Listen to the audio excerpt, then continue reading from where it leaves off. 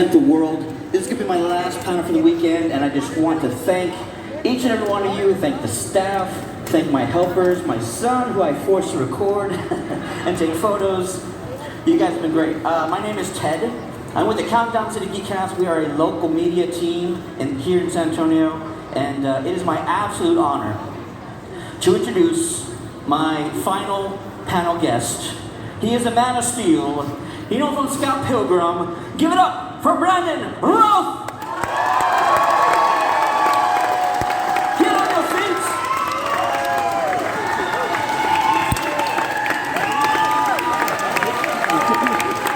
Thanks, everybody. Thank you. I appreciate you. Thank you. Sit.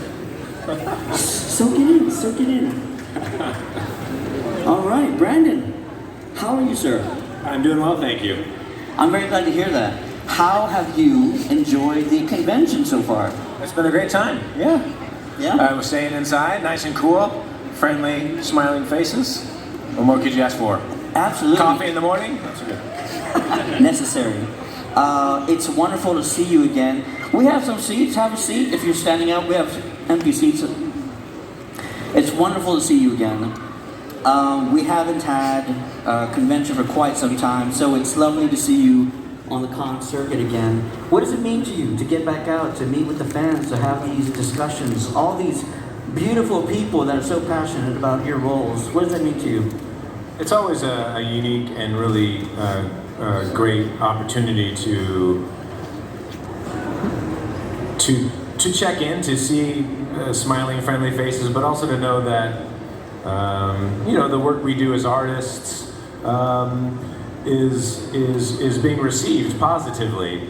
I'm a fan of film and television. I watch, there are many shows and movies that kept me entertained throughout various lockdowns, and I like to also then tell my fellow actors I appreciate their work also, and it's nice to hear that from everyone. Just to know that art is doing good things out in the world. Fans of Ray Palmer, anybody know who Ray Palmer is, his role in Legends? They've heard of it. They were treated this year because you made a cameo on a Flash episode. That was so surprising. Tell us how that came about. Was it Guggenheim that called you? And what was your initial reaction to being called to come back? Eric Wallace, who's now the showrunner of Flash for the last few years, called me up before the season started, season 8, right? Season 8, and asked if I was interested in kind of being a big part of the season opener.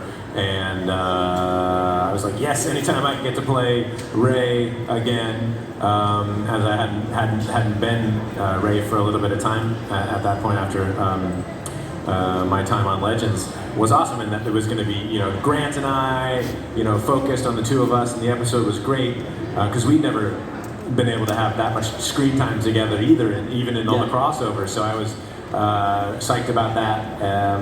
So it's a fun, great opportunity, and then I got to do one more little guest spot towards the end of the season. I think episode 18 or something. It was like a conference call, like a Zoom call, like real quick. Yeah, it was a lot of fun. I was like, oh my God, it's Ray. Little sort of Adam cheeky Easter egg, if anybody. Anybody got some? All right, we'll talk about it later. Let's see here. So again, great surprise seeing you come back, because we know, Ray had been sort of written off. You've taken off the show already years prior. If you get a phone call to either appear as Ray, or you are also Earth 96 Clark Kent. Anybody know what I'm talking about? If you get a phone call one day and say, we need you for something, how fast are you saying yes, or will there be a little bit of a hesitation there? There's not too much hesitation.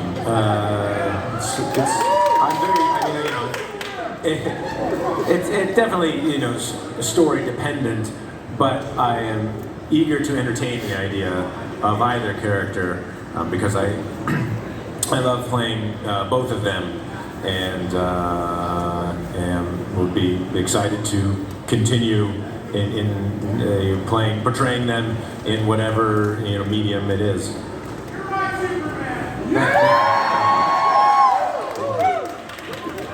Absolutely.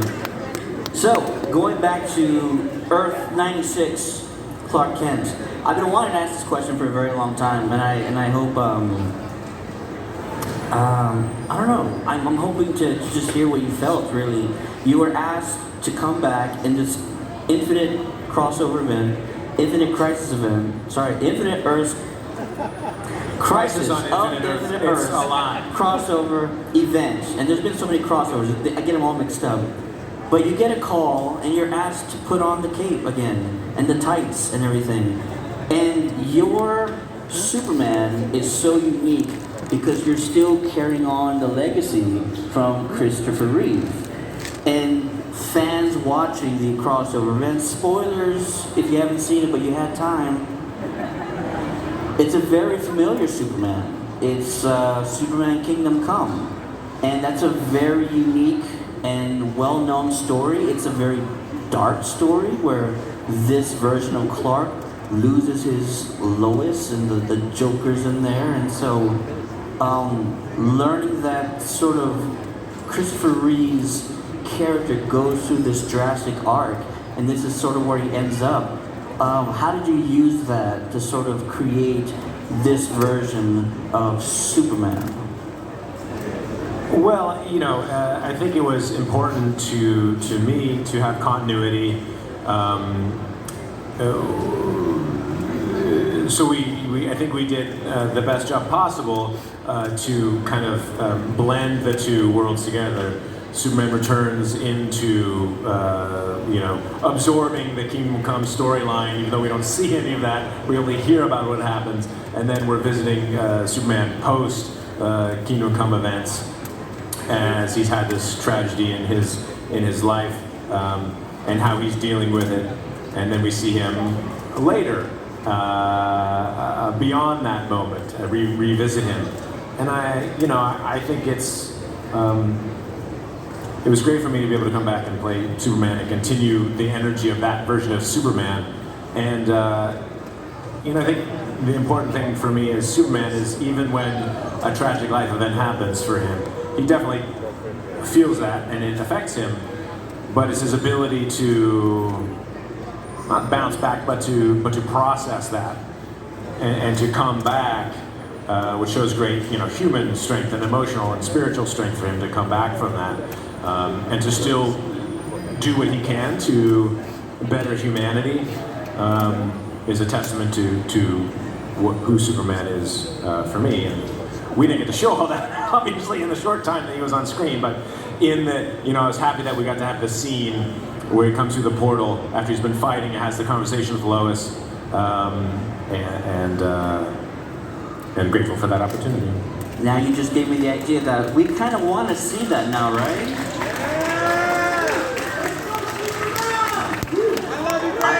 I wasn't going to ask this question, but if you get a call one day and they're like, there's a lot of story to tell here, we feel like we can do a few seasons of it, would you be willing to put on the cape for long term, do it for a few seasons?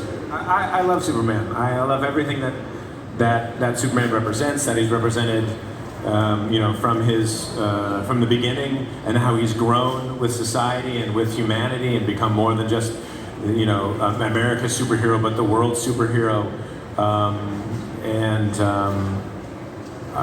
The message for that exists, the positive energy of Superman, I would love to continue portraying.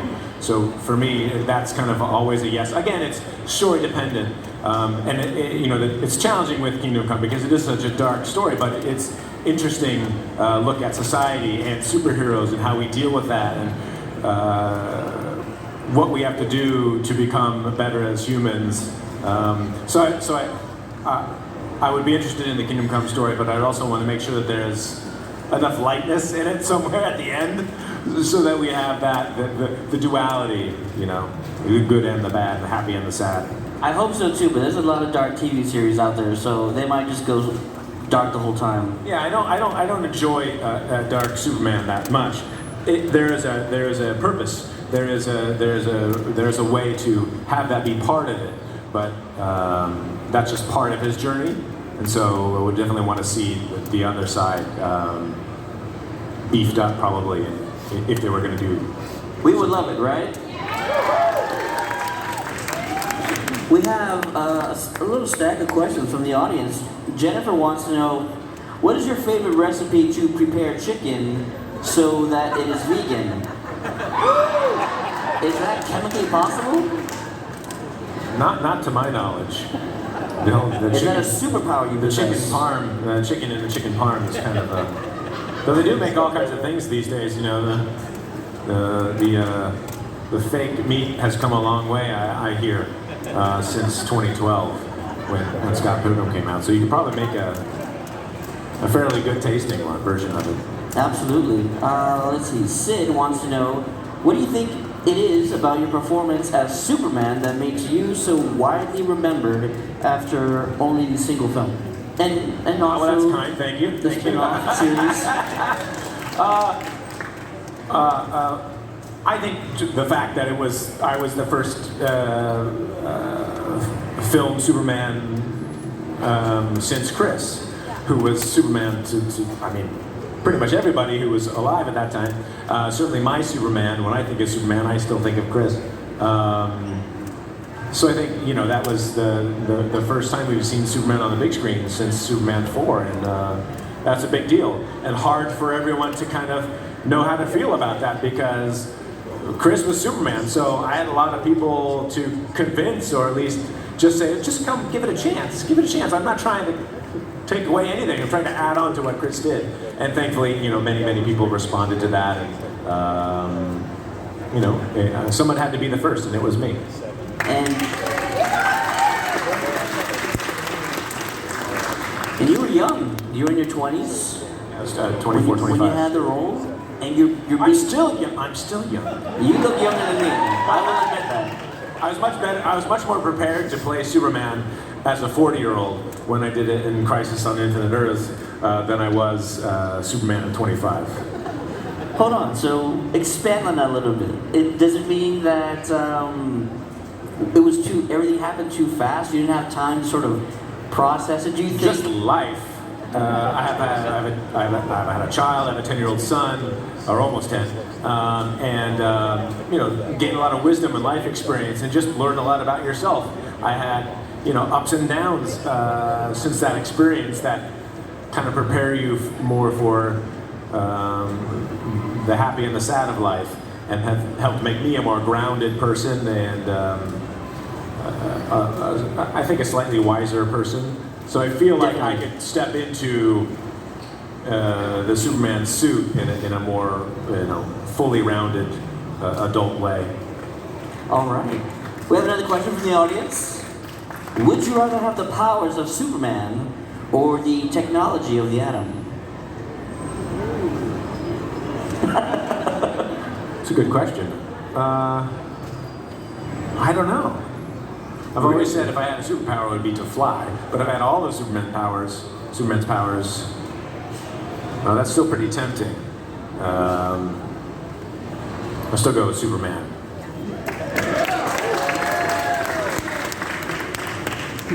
I kind of felt like... Gut reaction, I don't know. I don't know, I kind of felt like that was the obvious choice, yeah. Real quick, we're going to say hi to Facebook Live, everybody watching the panel on live stream. Hello, everyone. Welcome, welcome. Wish you were here. Let's see. From Jody, how did you feel about taking on and making the role of Superman your own? When Superman Returns, you probably felt an obligation to continue the legacy, but also sort of make it something that you could either be comfortable with or relate to in a way? I certainly didn't. I certainly was following with Chris's energy, and so I wasn't making my own Superman. But I think if I was to make my own Superman, it would look the same. I mean, frankly, you know, he was my model for Superman. The charisma, the life, the love, the humanity that he brought to the character was what I loved about the character, and that's inherently, I don't know inherently, but that's what I just took to. Superman wasn't superhuman, he was Clark, he was human, working to do his best to uphold the legacy his father gave to him in sending him to Earth, and the great parenting he got from his parents on Earth. And so the things that I added were just, I think my Clark is a little bit different in his quirkiness. There are differences, and what I thought I could bring with the technology and flying was to make him as graceful as possible, both in his flying and in his walking and holding himself. He's the most powerful being. When he's Superman, he moves with grace, so I did a lot of movement training and worked with a movement coach for all of the flying stuff to kind of do our best to make it look as effortless as possible. Until it wasn't, until he was really having a struggle with something.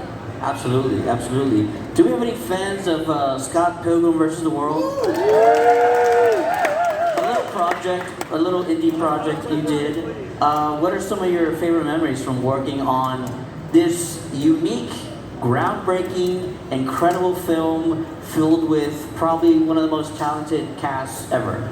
Yeah, it's an amazing cast, and that's was part of the fun, was hanging out with everybody. Before we were up there for about a month of pre-production stuff. We do like scans to for visual effects, and we all kind of had like a team training in the morning to get in shape for the fighting and all that kind of stuff. So that was fun, like little actors boot camp. Then I was in a band, so I got to be in band practice. Yeah, you were. And my first time in a rock, I've been in a marching band, and jazz band, and concert band, but never in a rock band. So that was pretty cool. I learned to play bass and perform on stage. None of my guitar is recorded, which is probably for the best, but I knew how to play everything. So that was a cool experience all around, and I was a big fan of Edgar Wright, the director, going in. From Shaun of the Dead and Hot Fuzz and Spaced. So it was awesome to work with Edgar, and he's phenomenal. He's incredibly passionate, a great leader on set, and has a great positive vibe. So it was a pleasure to work with him. One of a kind. We have some Edgar Wright fans, I think, right? I was going to ask you if you, so I read Edgar had, Michael Cera learn a lot of the music, and then Brie Larson, they only recently released Black Sheep, her vocal version, a few years ago. Get the deluxe extended edition album if you haven't gotten it, or stream it. But I wanted to know if you learned the bass parts for it. Is it you playing on the song that Brie Larson did? No. It's her. I mean, she has an amazing voice. Yes. So she sang when we recorded it, when we filmed it, and she's in the movie too. I believe it's her voice in the movie. It is. Yeah. So she's a very talented singer. I was an okay bass player, and they had professional bass players who came in and played the bass parts. But I learned all of them, and I'm actually playing when we're playing live on stage. But that's not my. No, it's not my. Not my music, which I'm totally fine with. We actually have I'm a trumpet player, not a. We actually have a bass on the side of the stage we got for you. I'm just kidding. Oh yeah, no, that was 10 years ago, and I have not practiced. Let's see here. What can you tell us about? I was surprised to learn you are a part of the animated Magic the Gathering project. Any Magic fans? This is going to be an animated series on Netflix. I know people aren't allowed to say a lot, but what can you tell us about this project? I can't tell you too much. It's coming. I have not heard any update about when it's. This year is I think it's going to be out this end of this year, but animation, takes time sometimes. So I think sure does. but it's. I think it's going to be cool. I've been a Magic fan since I was 17 or 18 and been playing. So I've been able to do a voice for a character in the arena. Online, the Magic the Gathering game, and then they approached me about this, and it's pretty awesome as well to be a part of that lore. Do you have a lot of voice acting experience? Is it something you sort of dabble in every now and then? I've done quite a few things over the years, and I enjoy it very much. I did a video game, Call of Duty, There's Hesh in Call of Duty 3. Call of Duty Ghosts. I remember that's been a while. And a lot of other games. Voices, fun voices. And, That's awesome. I'm happy to do more when they come. Please do. We've had a lot of voice acting guests on the stage here this weekend, and they've all sort of expressed the same feeling that the pandemic has really changed the way they've been able to record for projects. It's really transformed the entire voice acting industry. What have you noticed yourself? Well, I certainly don't do the volume that they do, but I recorded the Magic the Gathering, my dialogue in my closet. We just remodeled our house and I had this like little closet that was pretty, just happened to be good soundproof. And so they sent me all the material and walked me through connecting the microphone and all the other gadgets that I needed to do. And somebody sat outside my house to make sure everything was going smoothly and recorded it from there. So it's you're able to do it in the comfort of your own home, which is great. Is it awkward not recording it with other individuals? Is it something that you prefer? I've never gotten to do it with. Whenever I've recorded stuff, it's just always been me in the sound booth. Wow. I'd love to do a project someday where you get to work with the other actors at the same time. Probably a better experience overall. If you're going to have back and forth conversations, for sure, I think it would be better to get the rhythm and the energy from the other actor rather than just hearing it play back. Absolutely. This question is from Jennifer. It's a very unique question. Have you visited H-E-B or Whataburger, two Texas icons? What are they? Jen. H-E-B, which is H-E-B? Which is one of the highest ranking grocery stores in the nation. And Whataburger is our Texas hamburger fast food staple.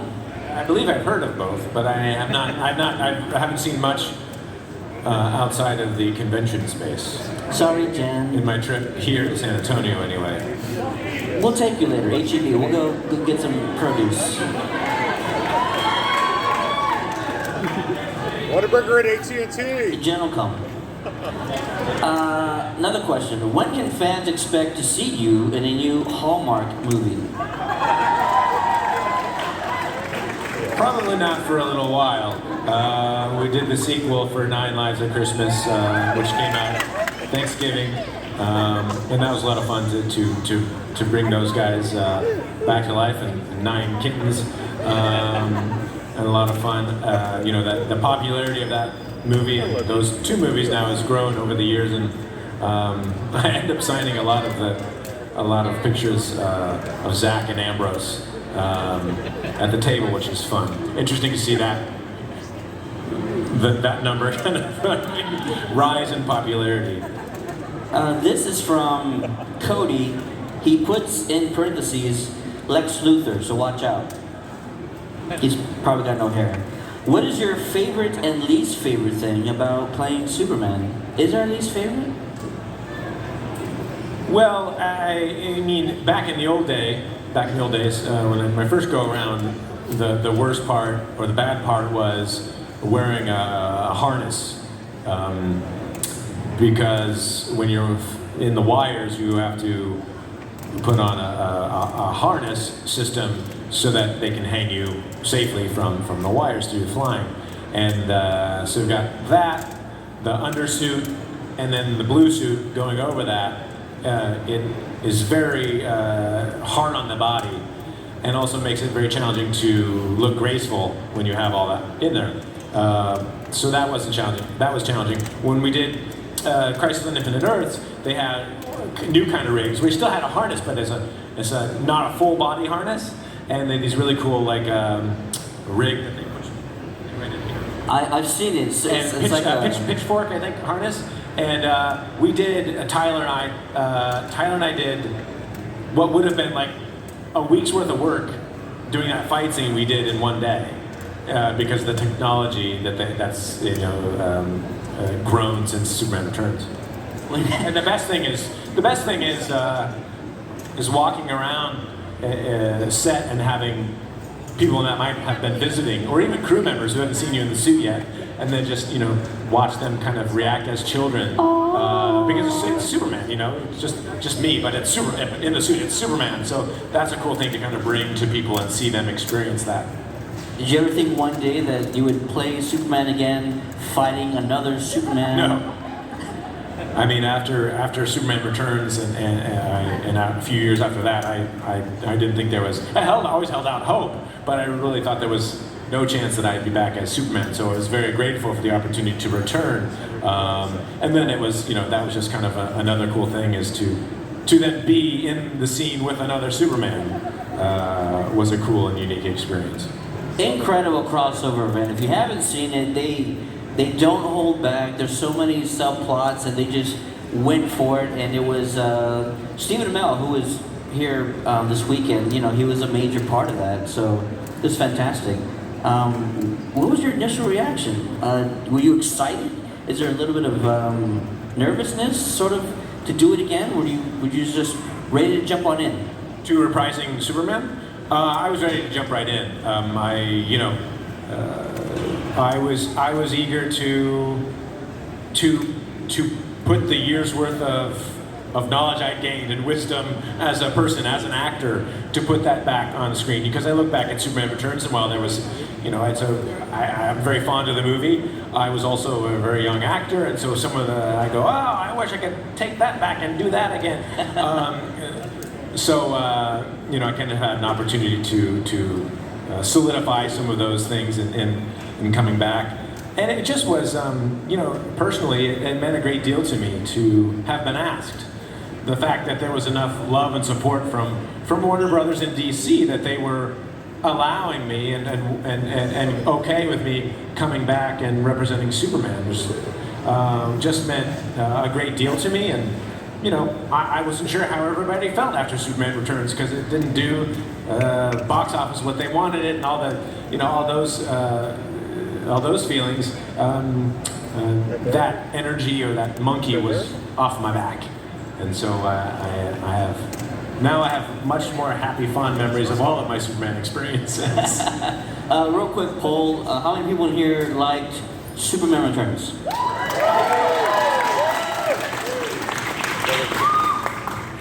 Any opposes? Just kidding. This next question, not really a question, but I'll read it anyways. This is from Shane, who took a photo with you as Elwood Blues yesterday. He says, has anyone besides him told you that you're the Chris Evans of DC Universe? Chris Evans played two Marvel characters, Johnny Storm and Captain America, like you were both Superman and the Atom. You're in a very select sort of brotherhood of actors, actresses that get to portray multiple characters in just one single property. We have a lot of crossover people, but just two in the same sort of company. Yeah, no, it's cool. There has been nobody to my face has said that, but the comparison online about very few actors have played two superheroes: Ryan Reynolds, Ben Affleck. So it's cool to be in that unique group. And then I got to play both of them in the same thing. So that was also, that never happens. I don't know, has that ever happened more? My son will tell us. Let us know if there's any chance, So that, it's awesome. I think it's a really cool thing, and I was very excited to be able to be Ray and Clark in the same scene. A couple times was just a great deal of fun. How was it arguing with yourself? I'm just kidding, that didn't happen, guys. This is an interesting question. Who was your first celebrity that you ever met?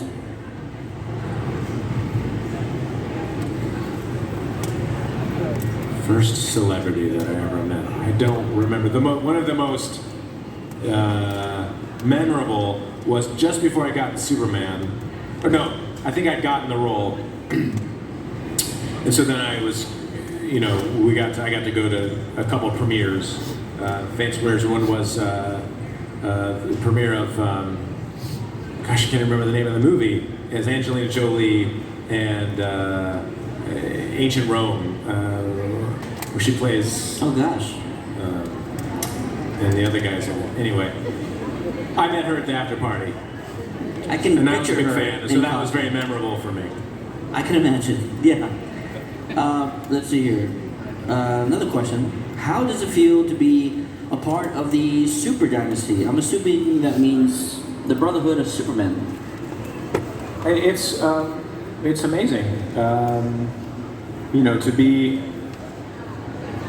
part of such a positive energy in the world, to not only be able to be creative, to make art, to share it with everyone, but to have it be such a positive impression, put a positive impression into the world is amazing. I mean, that's what Superman is for, and I get to carry forth that light that Jarrell talks about. You know, as all of the artists and writers and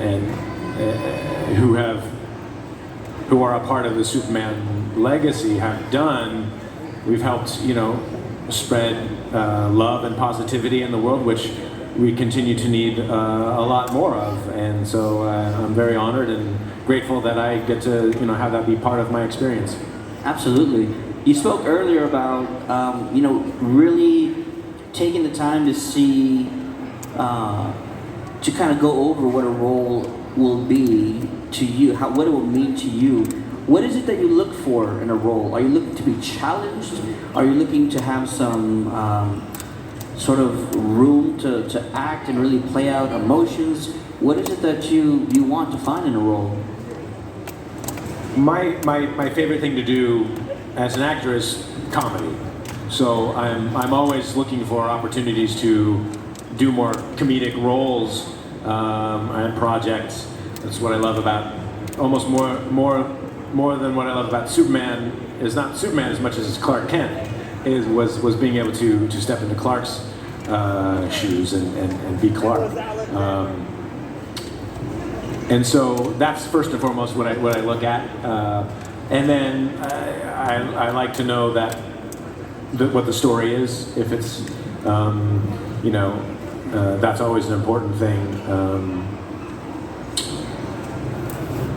And knowing that it's, you know, it's always good to know that people are going to see the work and that it can be beneficial in some way and spreading some kind of message or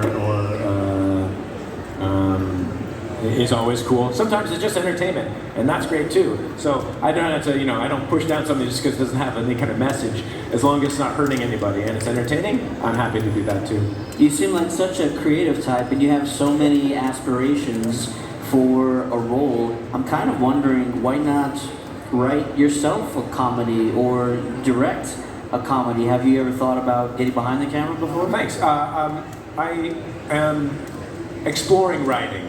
I was actually an English major before I stepped into Hollywood, but I was going to write books. And I kind of put that aside when I moved out to Hollywood and didn't look at that for a long time. And as an actor, I thought, oh, I can only be an actor. I have to do all that I can to be an actor, and I wasn't able to devote my energy to other things. But now I've realized that I want to, and it's important. It's important to me to be able to do that. It's fun, and I know what I do best. Other people don't. So if I can showcase what I do best in writing it for myself, then that's an experience that I'm going after. We're gonna tell him, right? Let Brendan have his project. So you kind of started out writing, and you were looking to be an author. When did that flip happen? When did you know acting feels like what I should be doing? I don't know if I thought it was what I should be doing. It was just something to explore. I was going to University of Iowa, and an opportunity to be a part of to look into modeling and acting locally. I thought, oh, as a poor college student, I'd like to make a couple $100, you know, if I can be in a catalog or a local commercial or something.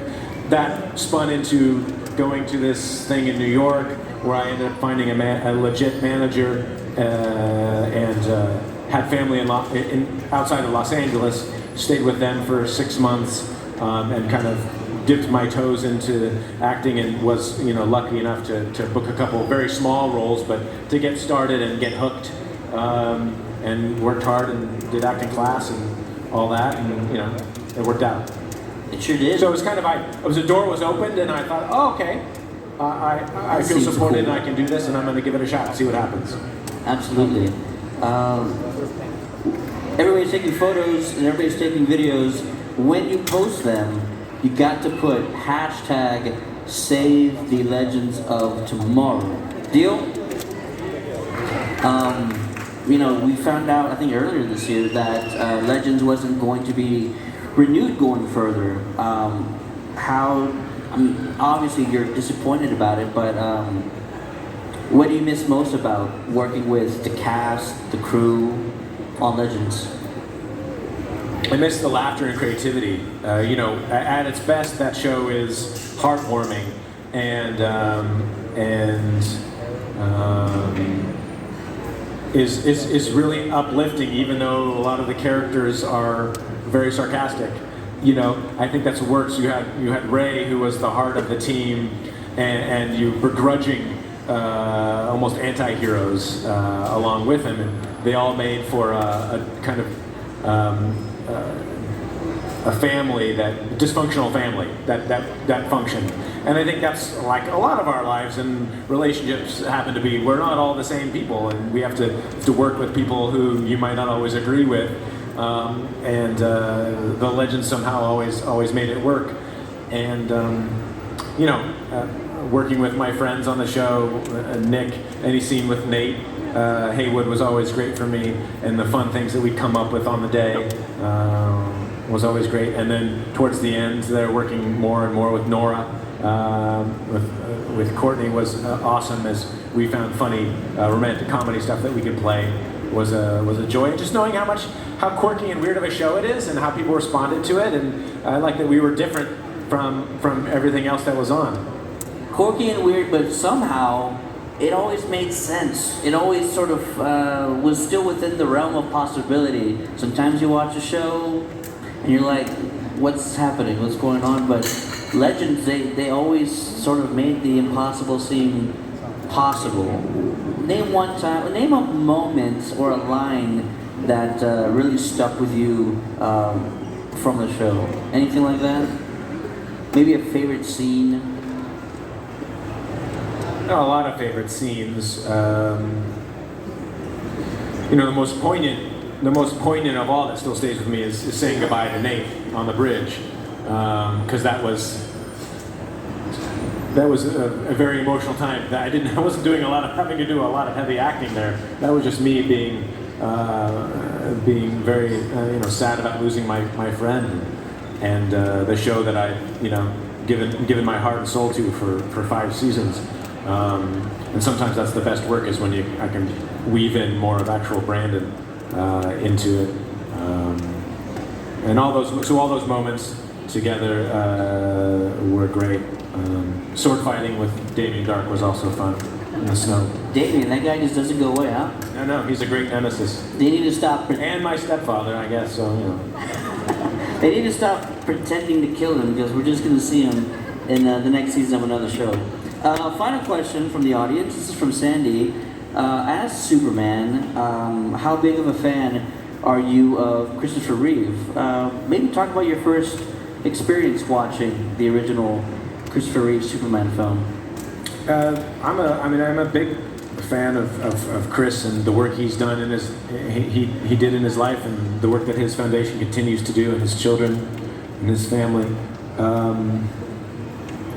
And he's to this day, he's still my Superman. Always be my Superman, my foundation for that character.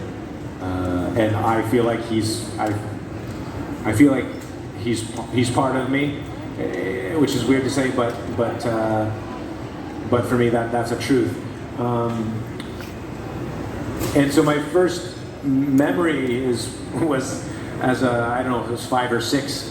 And jumping around on our couch in the living room. The movie was going to be on for the first time. I was going to see it on wearing my Superman pajamas, and I was so excited that I made myself sick. Essentially gave myself I had a migraine headache for most of the film. that was my first experience of Superman, but loved him so much from that point on. Brandon, I'm going to end this panel with one final question. What is it that you want the fans to remember you for regarding your roles? I don't know. The more projects I've been in, and the more conventions I've done, fans I've met, I see each actor has a unique energy and presence that they bring to each role. And I watch other actors go, well, this person is fantastic. They play the similar person energy in most of their roles. Sometimes people step way outside and play something opposite, but generally we see this person, we're like, oh, I like them. I respond to this aspect of humanity that they do best, right? And it seems to me that in the characters that I've had the opportunity to play, that hopeful positivity and sharing of love and the possibility of humanity being its best self and putting its best foot forward and being open and accepting of all people and letting people be who they are, even if you don't agree with what they're doing. If they're not hurting you, just let them be, because we're all just here growing, doing our best, learning to love. And you don't have to agree with what everybody is doing, but if they're not hurting you, just let them be. Okay? And that's Ray, that's Superman. And those are the characters that I love playing. I love doing other stuff, but I feel passionate about that. So, I don't know, continue to play those characters and spread that energy through the art that I get to do. It makes me happy on the day-to-day basis to be able to play those characters. And also then to come and receive it at conventions, because you get what you receive. You receive what you put out there. So it's mutually beneficial for me. That is Ray, that is Superman, and that is also Brandon Routh. Make some noise! Thank you very much, everybody. Thanks, Ted. Be well.